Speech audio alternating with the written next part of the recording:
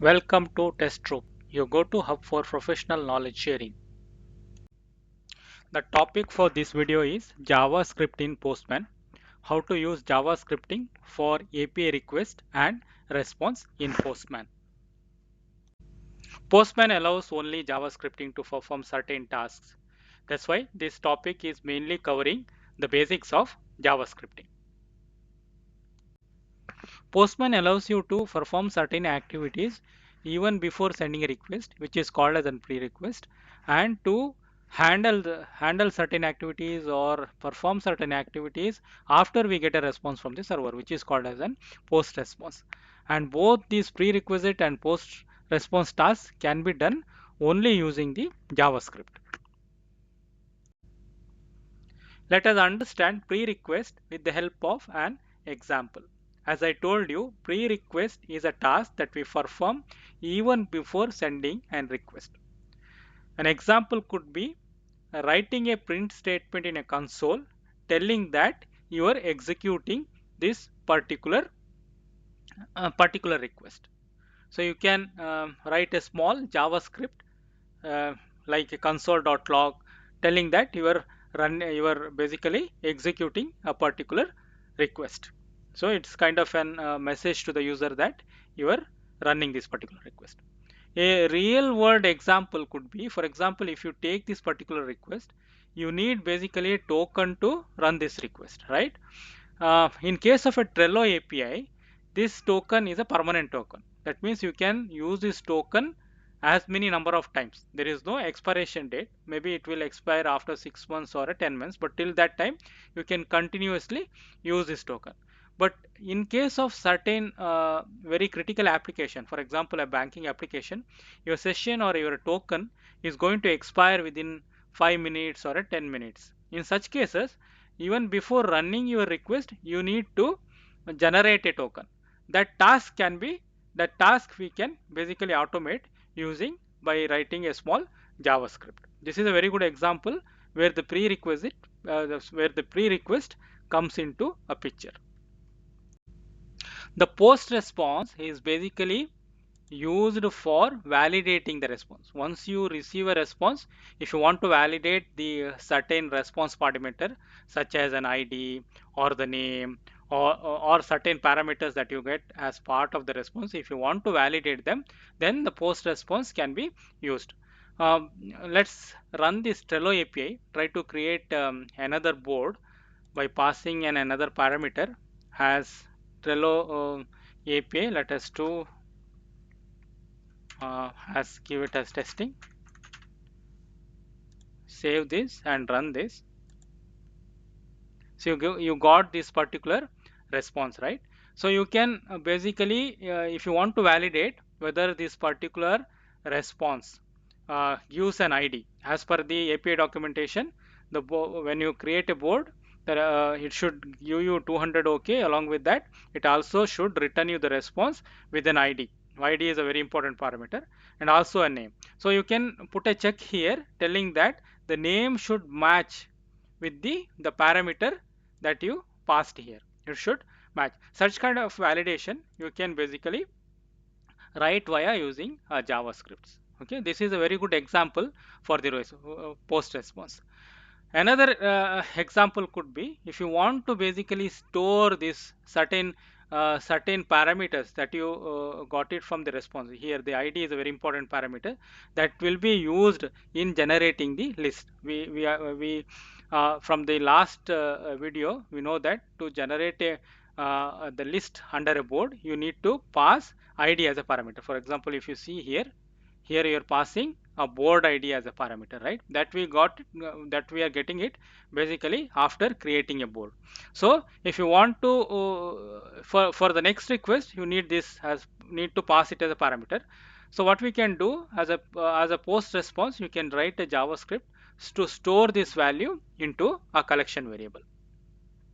So these kind of activities that you can do with the help of post response. So both the pre request and post response you can write via the JavaScript, because the Postman only allows you to write some scripts using the JavaScripts. It is very good to understand what is JavaScript. JavaScript is a programming language used in the websites makes the websites interactive and dynamic. It enables the web pages to respond to the user actions, like when you perform clicking on a button. For example, if you put your username and password, then you press on a submit button, it takes you to the next page. Or submitting a form without needing to reload the entire page.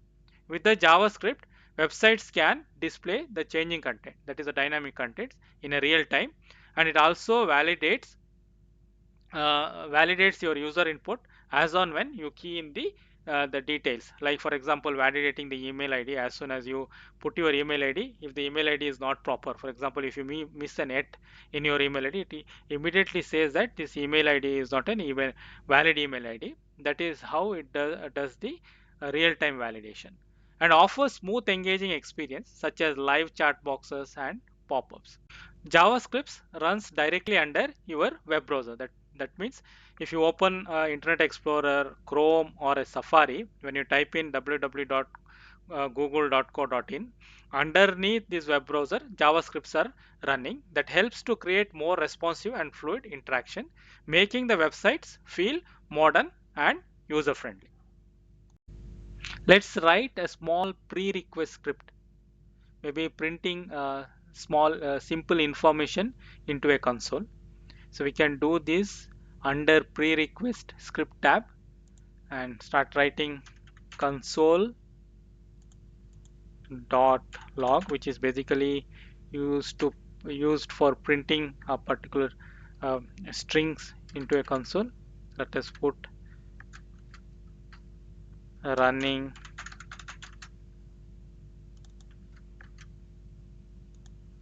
get user request, then you need to put a semicolon. Even before writing this particular statement into the console, we'll try to clear whatever the earlier statement in the console. This can be done with console dot clear.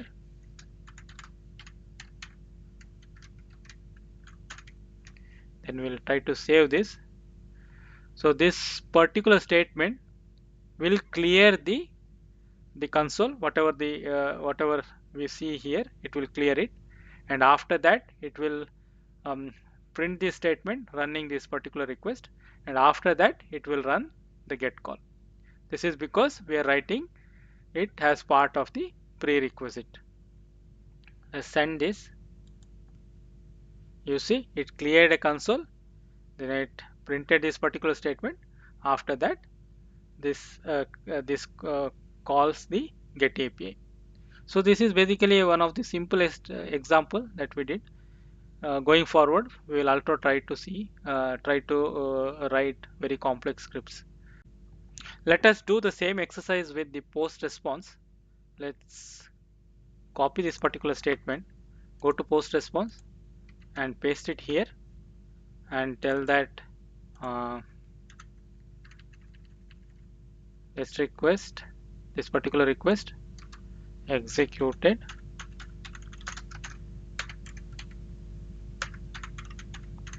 successfully. Save this and send this.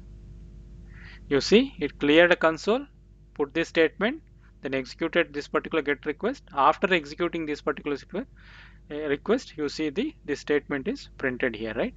That is because we put them into the post response. This is how the pre-request and the post response works in Postman via JavaScript.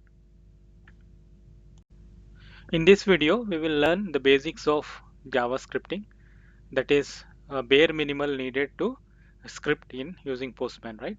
So as part of this, we will be covering the variables, how to use the variables, empty variables, what are constants, data types, what are the different types of data types, primitive data types, complex data types like arrays and objects, the functions with parameters and return values, the variable scopes, built-in functions, working with objects and functions, then JSON, JavaScript object notation, and how to pass the JSON.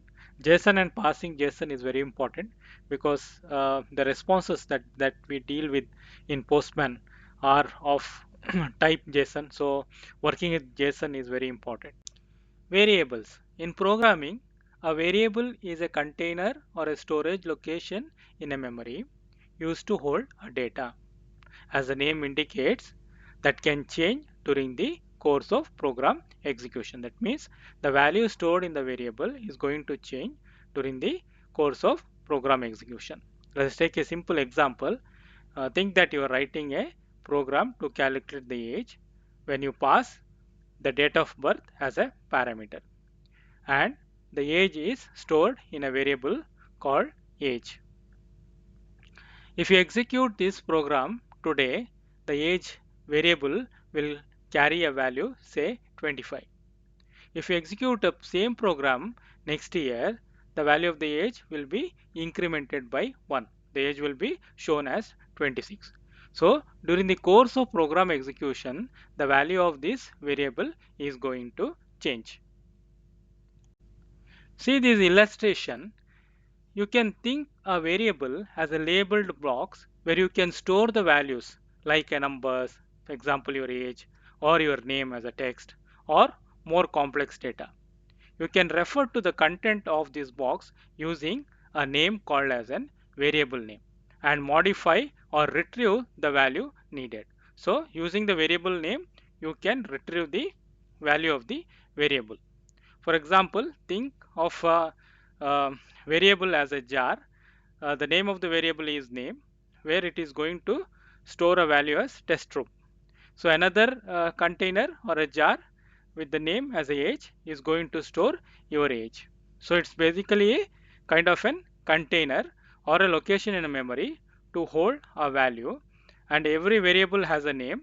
The name is used to retrieve the content of the value that is stored in that particular memory location.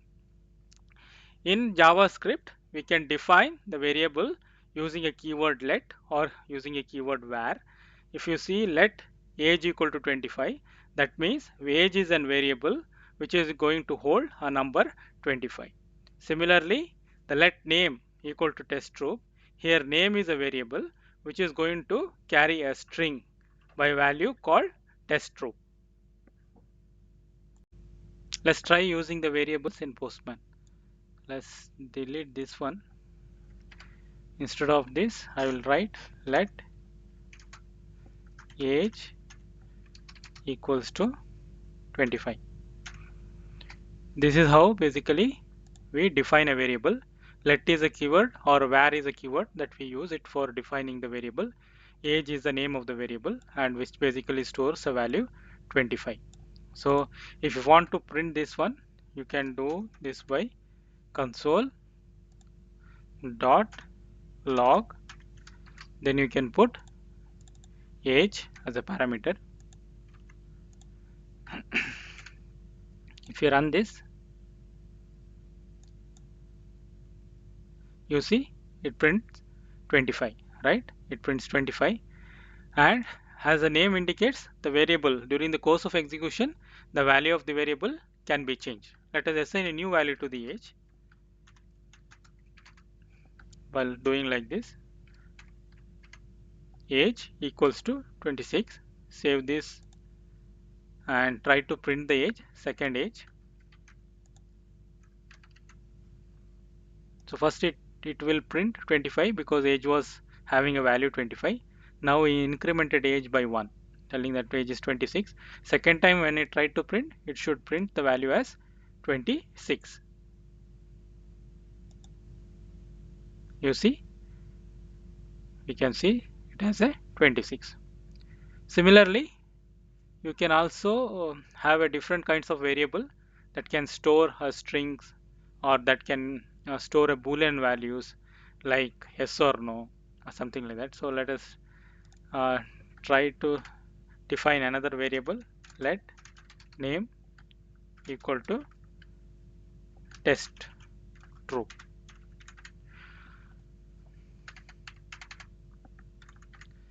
Remember, when using the strings, you should always bound them in between the double quotes or a single quotes.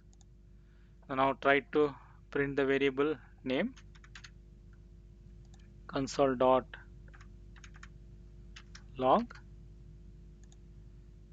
then give a value as a name.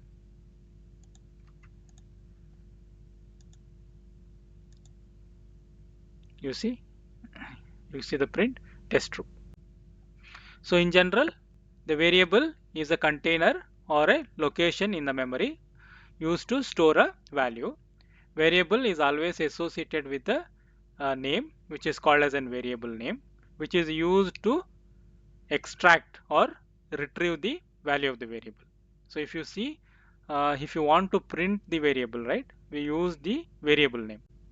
Hope you understood what is a variable and how to use them. After variable, let us see what are constant. As the name indicates, constants are the one who stores the fixed values. That means once the value is set, it cannot be changed during the program execution. Constants are only used when you are very sure that the value is not going to change throughout the execution of the program. The good example for a constant is a pi, whose value is 3.14159. Basically, pi is used in the calculation of the area of the circle. So where pi is being a constant whose value is never going to be changed. Let us see how to use the constants in JavaScript. In JavaScript, constants are defined by using a keyword const followed by a name, for example pi, and followed by the value.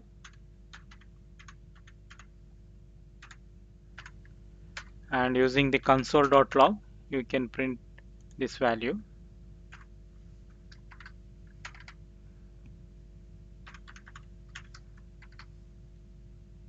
Let's give this as a pi, semicolon, and let's execute this. You see the value 3.1459. Let us try to change this value of the constant, and basically it should throw us an error, right?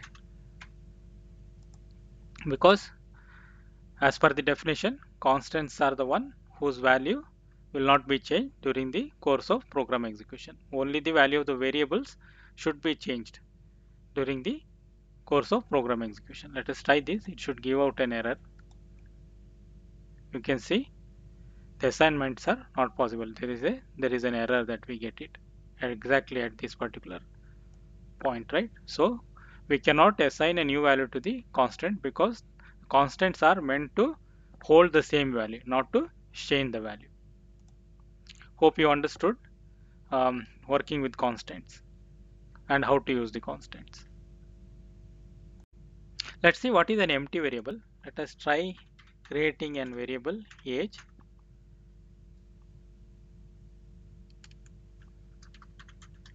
and let us not assign any value to this, and trying to print the variable.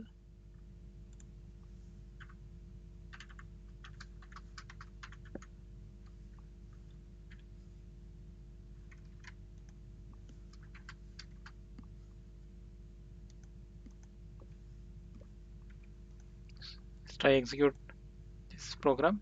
It says that the value is undefined. That means no value is assigned to this particular variable.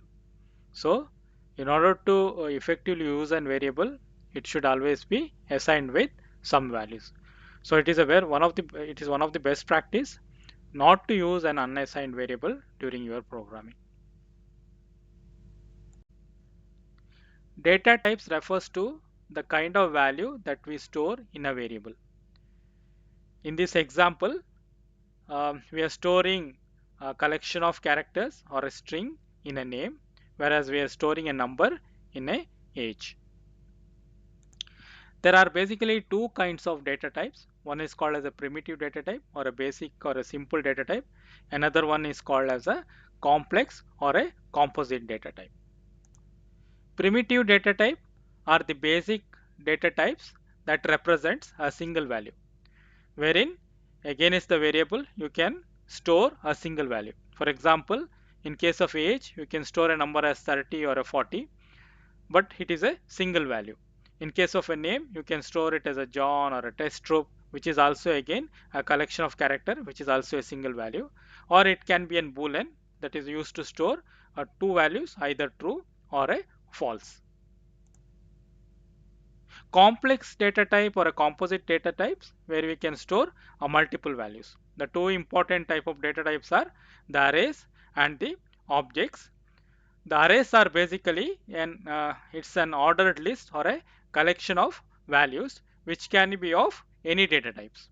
Okay, it can be a strings or it can be a numbers. For example, if you have an array of colors basically represents different types of colors, red, green, and blue. Array of marks, which basically represents the different marks that we obtain in a subjects, different subject, 90, 95, 75.5, and things like that. Okay. So next composite data type is an object. Object basically represents a real world object. There is an analogy between the real world object. For example, it can be a car, or it can be a person, or it can be an animal. Basically, they have certain kind of properties. For example, name, age, and things like that. Along with that, they also have an associated behavior. In case of objects, these variables, simple variables, are called as properties like name, age, and also the behavioral aspect is called as an object functions. But we will only concentrate now on the properties of an object, which is basically a key value pair, and we will take up the behavioral aspects in the upcoming session. Let us start working with the array. For this exercise, I will be using colors as an example. So I am defining the colors as an array carrying the three values. So let's try to print this. Console.log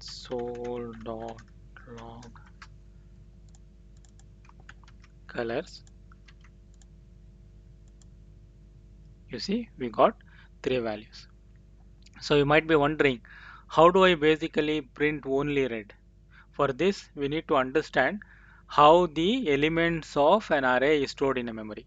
So they are basically stored in a sequence location. The first location in a memory is always start with an index 0, then the index 0 will carry red, index 1 will carry green, and index 2 will carry blue. Let us try this indexing method to retrieve the value red. So I'll try to print console.log, but in a colors I will put an index with a square bracket with 0. Let's see what it prints. So it prints red. Okay. Similarly, if you want to retrieve blue, then you can put value as 2, 0, 1, 2.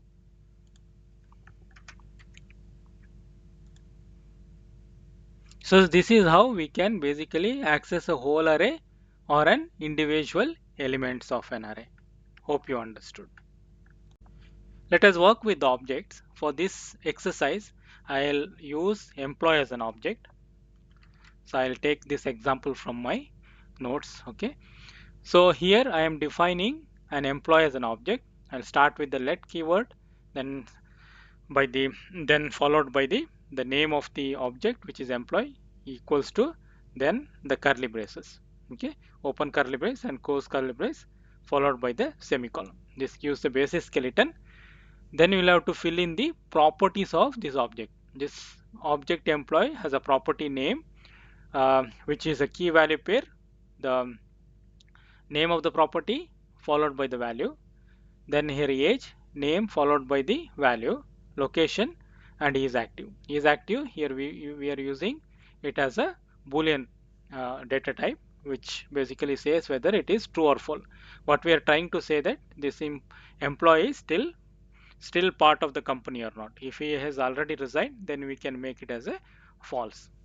Now let us try to print this particular object. Console dot log, put employee, and then try to save and execute. You see, it's basically printing all the properties. So now how do we access individual property? Let's say how do we access the individual property.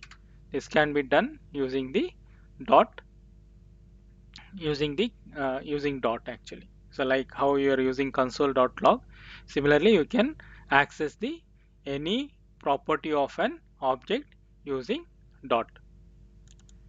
So let us see how to do this. Employee, then followed by dot.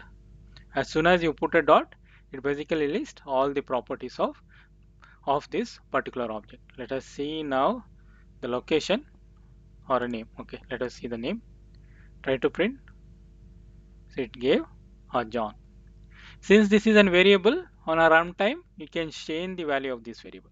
Let us say that after few months, this employee by name John has resigned the company.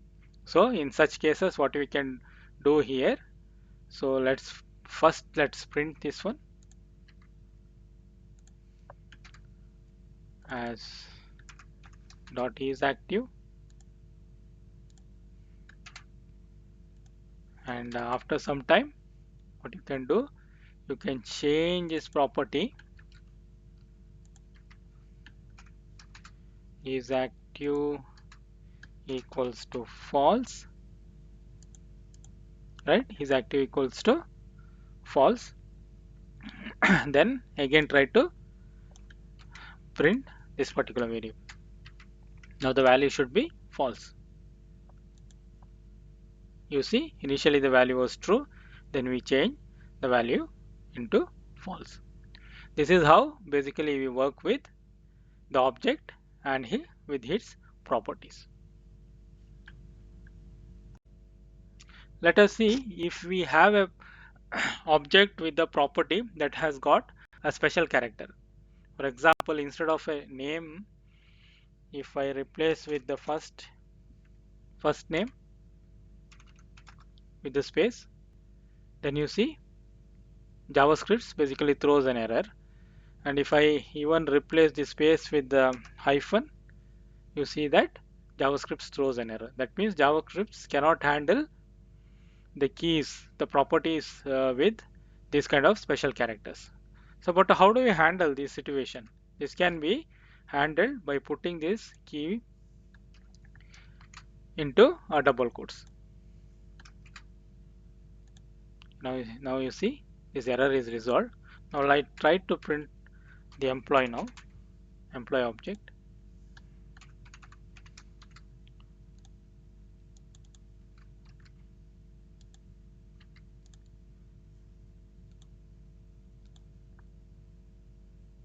Now you see, say it get printed. It has all these properties. Now try to access these property using a dot operator. Let us try. Now you see that it only lists is active age and location, but it is not listing the first name. This is because here we basically this property is enclosed within double quotes. In such cases, how do we basically the access this particular the property? Okay, so this can be done using another method, like use the square brackets, and basically then you can just queue this key name, property name within double quotes. Now let us see what it prints. So you see it printed John. So this is how we can access if a particular property has got some special characters, and if it is enclosed within double quotes. This is a way we can access that particular property of an object. What are functions? Functions are basically designed to perform a specific task which are repeatable. So in programming, it is a block of reusable code designed to perform a specific task. These functions allow you to break your code into smaller, manageable, reusable section and making it more organized and efficient. It is not a good practice to write entire code um, in a single function or a single file and try to break them into the smaller chunk, and each is specifically designed to perform certain kind of a task. So by this way, you're making your code more organized and more manageable. The key elements of a function has a function definition. This shows how the function is created. It includes the function name, the parameters if any, and the code that will run when the function is called. This is about the function definition. Then it has a parameters. Here you see these two are the function parameters, which can take the input values that influence the behavior of this function, right? Then return values. Function can return a value to the part of the program where they are called, allowing them to send back the results of their operations. So in this case, in JavaScript, functions always starts with the keyword function followed by the function name, then the parameters. Okay, and then this function is designed to perform a certain task. In case here, it is going to calculate the area of a rectangle. So the area is equal to the length into width. Then it will return an area. It's not necessary that every function should return a value. Certain functions are designed to return a value. Certain functions are designed not to return a value. Let us start working on the function in Postman. Let's start working with functions. Let us write a simple function that prints hello. How do we write? Start with function keyword followed by the name,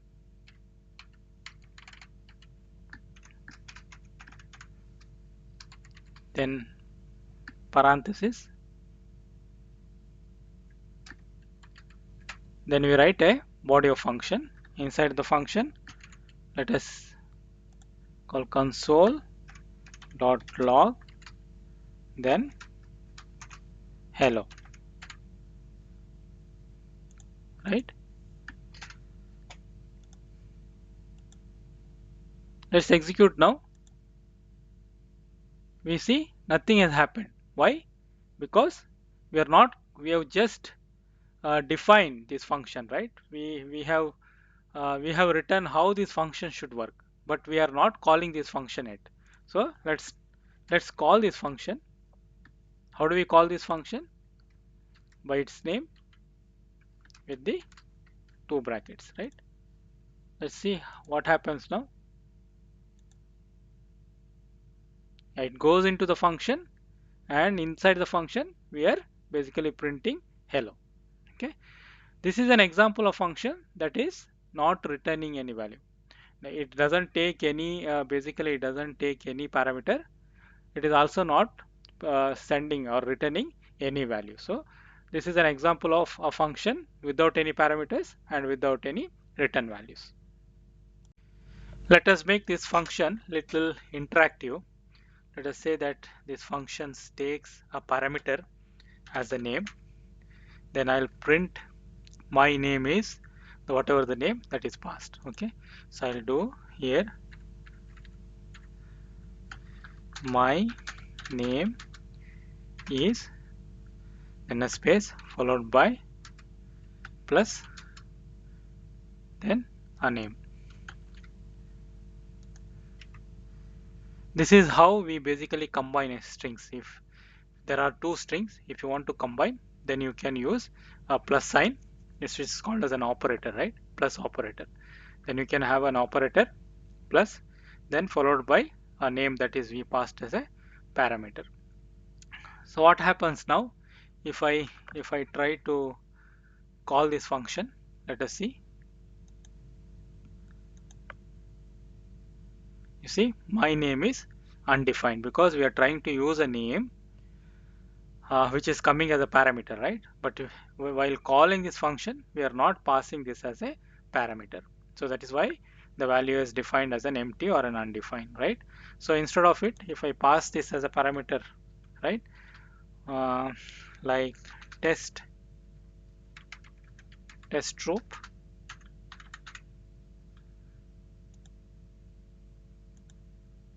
So then you can see my name is test root. Okay, whatever the value, whatever the name that is we are passing here, it will be substituted in here, right? This is how basically we can use the function with a parameter. Let us enhance this function little bit. Now currently what I am doing is I am trying to print, I am printing a name here, right, within the function body. So I don't want to do that now. Instead of it, I want to print it outside the body of this function. So this can be achieved by returning a certain parameter from this function. So let us do this. Let us do let return value that is equals to, let us copy this one,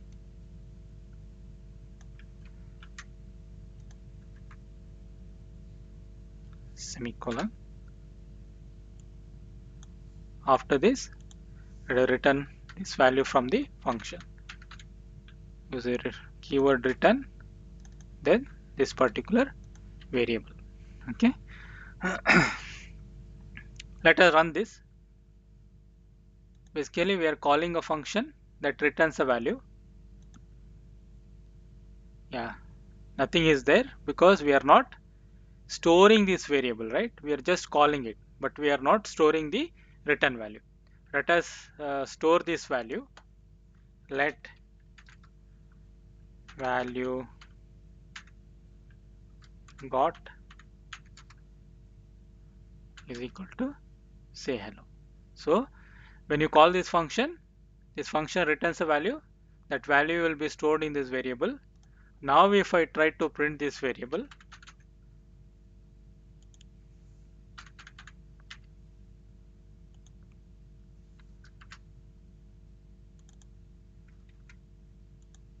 then it should print my name is test root. Save this. See this. So this is a different kind of variations that we have done with respect to calling the functions. You can also write your own function uh, that can uh, that can basically calculate an area, perform an addition of two numbers, subtract two numbers, etc., etc. So that you can do lot of things, right? So I am just showing an example, but you can basically you can explore by yourself how to use a function that takes different parameters, multiple parameters, and return value. Let us do one more example. Function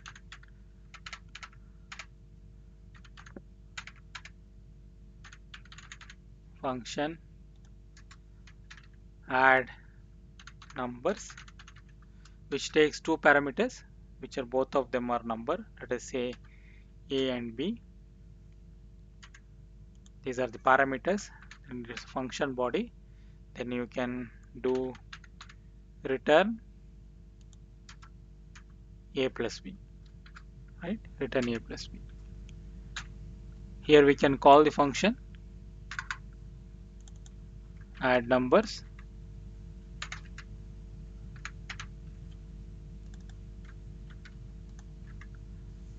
passing. See, it says, right? See, if you see here, basically it says it takes two parameter, right? So we can pass 5, 10, and then store the result in another variable.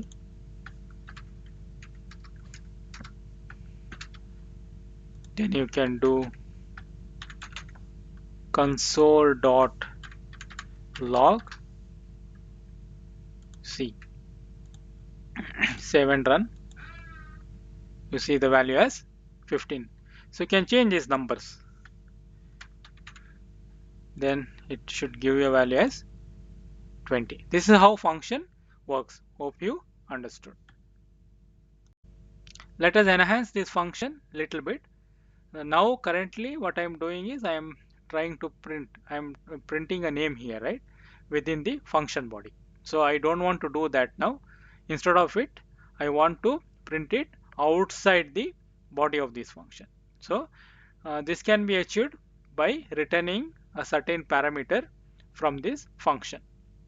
So let us do this. Let us do let return value that is equals to, let us copy this one,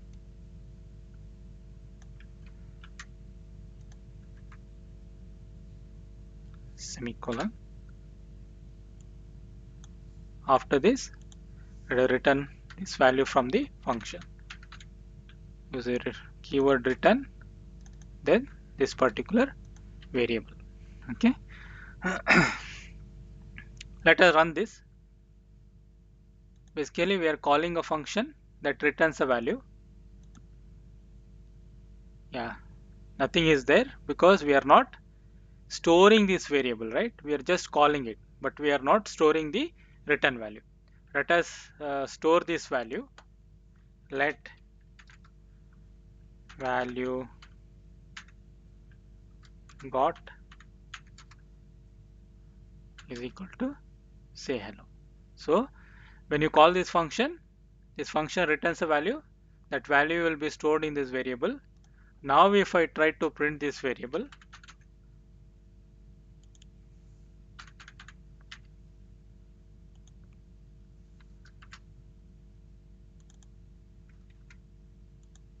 then it should print my name is test room. Save this. See this. So this is a different kind of variations that we have done with respect to calling the functions. You can also write your own function that can uh, basically calculate an area, perform an addition of two numbers, subtract two numbers, etc., etc. So that you can do lot of things, right? So I am just showing an example, but you can basically you can explore by yourself how to use a function that takes different parameters, multiple parameters, and return value. Let us do one more example. Function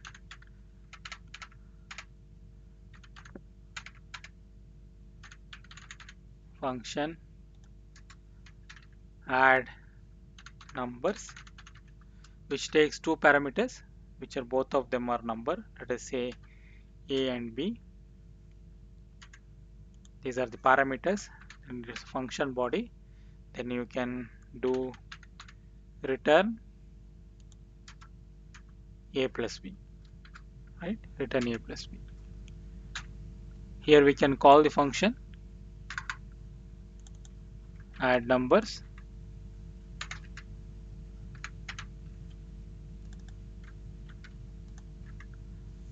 passing. See, it says, right? See, if you see here, basically it says it takes two parameter, right? So we can pass 5, 10, and then store the result in another variable.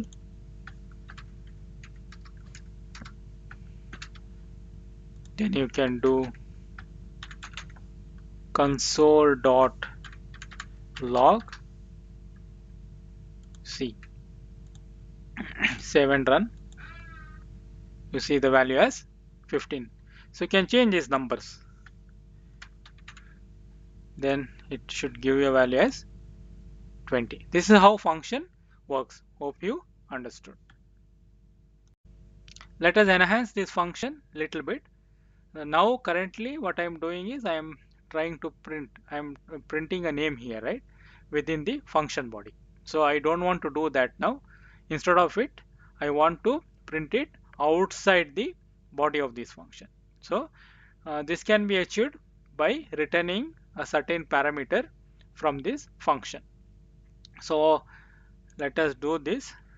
Let us do let return value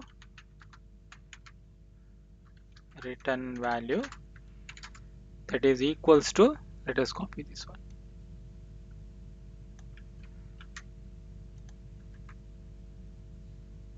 semicolon.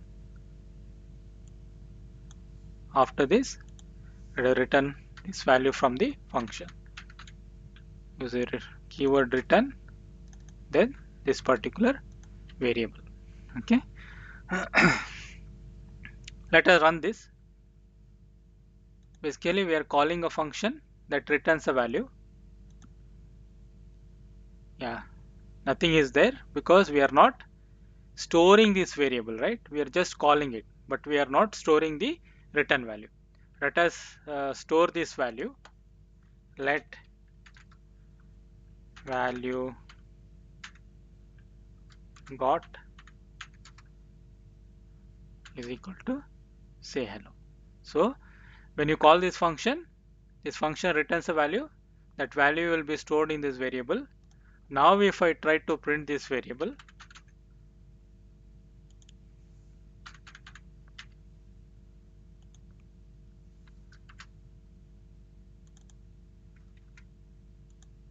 then it should print my name is test room.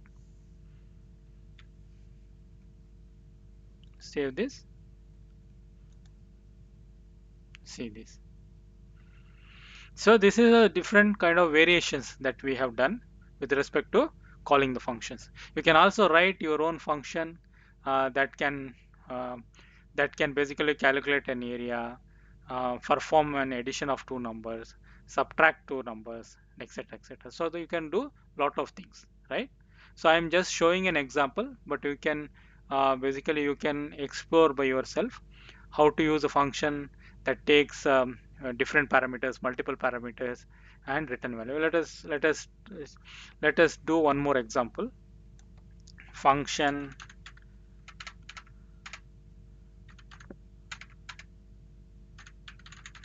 function add numbers, which takes two parameters, which are both of them are number. Let us say a and b. These are the parameters, and this function body. Then you can do return a plus b, right? Return a plus b. Here we can call the function add numbers,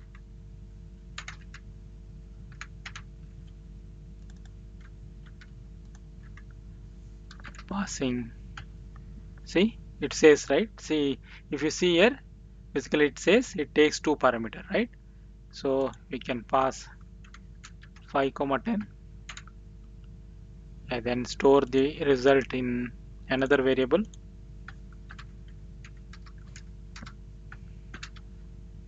Then you can do console dot log c. Save and run. You see the value as 15. So you can change these numbers. Then it should give you a value as 20. This is how function works. Hope you understood. So we understood what are functions, right? Now let us come to built-in functions. Built-in functions are the functions that are not written by you. It is readily available to you to use it. Either it is coming from the programming language itself or coming as part of a standard libraries. These are the functions predefined and ready available without writing them from a scratch. Built-in functions help simplify the common tasks like mathematical calculation or the string manipulation and data processing, etc., etc. I have listed down some of the commonly used and the functions. For example, to calculate the maximum of numbers or to find the square root of a number, to convert a string into an uppercase, or to find out a date. Okay, and for example, to add a new item into a list using a push operator, or to pop an item to take out an element out from the list. These are some of the built-in functions that are already available. Let's try one of the built-in function. For example, math dot, sorry, it should be capital M, math dot random. See, it basically says that this returns a number between 0 to 1, right? So let's try printing it. console dot log. Let's try this. Yeah, see 0.666. So again let us try this. It will give a different number 0.9. Again try. Is a remote. So it is basically displaying print. It basically returns us a random number between 0 to 1. Okay, we'll try to multiply this with the 10. Let's see what happens. It will give between 0. It will give between 0 to 10 right now. See 3.99. Again try 8.56. Okay, this is how we can use the built-in functions. Earlier, when we talked about object, I was only explaining about the properties. That is the data that is associated with an object. If you take an object as a human, there is certain data that is associated with the human, like his name, his age, his skin color, and things like that. But I also specified that there is also another part which is called as an behavior. So if you take a human as an object, so human can walk, human can talk, we celebrate our birthday. These are the examples for the behavior of any human, right? But in the programming terms, these are called as an methods, or the functionalities, or the functions that are associated with this object. That basically says what are the functions that this object can perform. So we will try to understand this by doing some exercise in Postman. For this exercise, I will be using employee as an object, and this has a properties but no associated behavior or methods. So we can create a method as working colon. Then this is a method or a function, so you'll have to write as a function here. Then parenthesis, then a body. So generally when we define a function, we start with the function as a keyword followed by the name of the function. We are not using any name because the working itself is acts as a name in an object. So let's write a behavior here, console.log.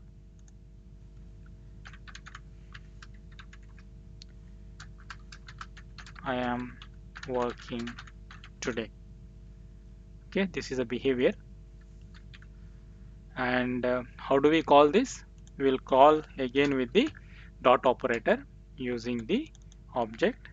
This is like object dot operator followed by, you see this method is getting listed here, but since we are calling this as a function, you'll have to use a parenthesis here. Okay, let's try this. It should print as now I am working today. You see we have an expected result. This is how basically we add the behavior to the object, and how to call this behavior, right? This is how we invoke this behavior. Hope you understood. JSON is nothing but JavaScript object notation. It is commonly used data exchange format between this client and a server. Okay, it's a lightweight data interchange format that is easy for both the human and machine to read and write. It is primarily used for transmitting a data between server and an web application, also for storing a structured data. Key features of JSON. One is the data representation. The data inside a JSON is always represented in key value pair, which has got a key here. For example, name is a key and value is John here. It's a language independent. Although it is derived from JavaScript, it is used across many of the programming language. It can be used in Java, C#, Python, etc., etc. It is very easily readable. JSON is easy to read and write, making it popular choice for configuration files and web APIs. So why we are basically interested in JSON is, if you see, most of the responses in an API that we get from our server is of JSON format. So it is very important to understand the JSON and also see how to basically validate a JSON, or how to basically get a parse a JSON to get a particular the value out of it, right? So this is very important. This is needed when we try to do a validation on the response that we receive from the server. In order to get the element value that is stored inside the JSON, so we need to basically parse the JSON. So JavaScript provides a built-in function, JSON.parse function, that converts the JSON into a JavaScript object. Once it is converted into JavaScript object, then using a dot operator, we can retrieve this value. We can Let's see how to do it in Postman. We saw how to convert a JSON string into a JSON object using a JSON parser, right? So we will try that exercise here. For this exercise, I will use this particular JSON response. I will not take everything, I will take part of it. I will close the bracket and try to assign to this one to a variable. Let response equal to this one, right? Then I will convert this into a JSON string. Let JSON string equal to JSON dot stringify. There is a function called JSON stringify, and pass this as an object.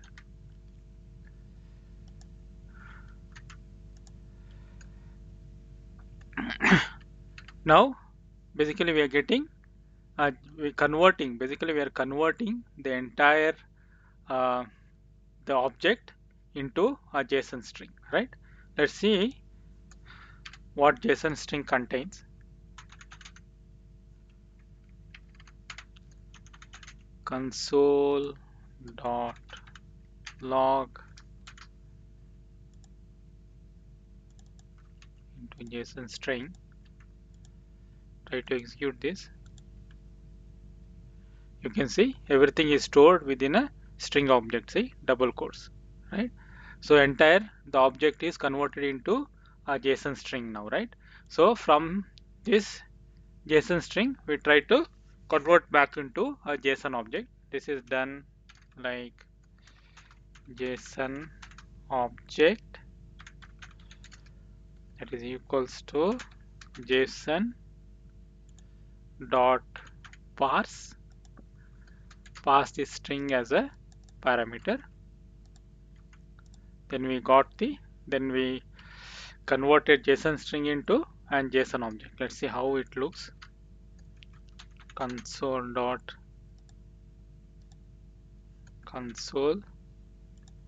dot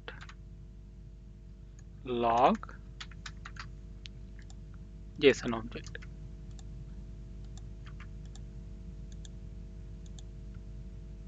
You see, this is in terms of an object. Now you can use a dot operator basically to retrieve JSON object dot id, right? So we can use the console log.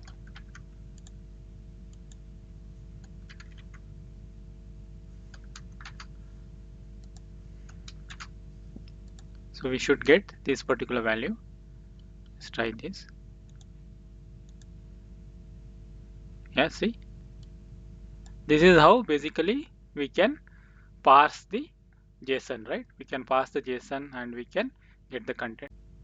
JSON parsing is very important when it comes to validating the JSON responses. If you want to extract a particular value from the response, then we can use a JSON parser to extract that value, and then we can perform the comparison. So you understood how to use the JSON parser. That brings to the end of this tutorial. I hope you have enjoyed learning about Postman's pre-request and post-response script, along with the basics of JavaScript, including variable, data types, arrays, and objects. We also covered JSON, its structure, and how to parse it with practical examples. If you found this video helpful, please subscribe to my channel, and thank you for your continued support.